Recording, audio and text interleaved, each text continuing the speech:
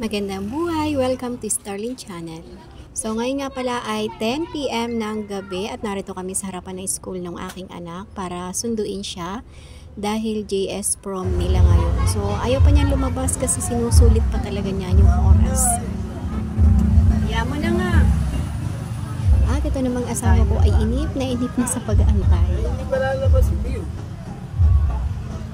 Tatawagin niya sa gate. Ayan, ito, nanalo. Meron pa siyang flower. O, diba? May award pa siya. Uy. Naalala ko tuloy nung panahon na ako ay high school, na sumasali din ako sa JS Prom, pero hindi ganyan kaganda yung aking damit. Napakasimple lang. Diba? Ang saya sana kung may award.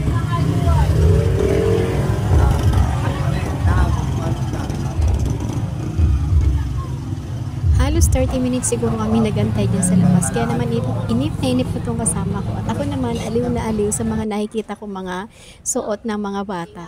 Ang gaganda ng mga damit nila. Sabi ko nga kung uso lang yung ukay-ukay noon, baka ang ganda rin ng damit ko. Kasi sa totoo lang ngayon, napakadaming mga gandang dress sa ukay-ukay. Ayoko na nga pumunta doon sa may harap ng gate kasi napakadami na ng tao. Padami na ng padami kasi ito na talaga yung oras ng labasan. Medyo nagpapahuli lang yung anak namin sa paglabas kasi balita ko ay nagtitiktok pa daw. Ang bilis talaga ng panahon, parang kailan lang kami yung parang ganyan, nasa JS Prom. Pero ngayon, mga anak na namin yung aming pinapanood at saka sinusundo. At habang tumatagal nga, padami ng padami yung mga sasakyan at syempre yung mga tao kasi susundo din syempre sila nung kanilang mga anak.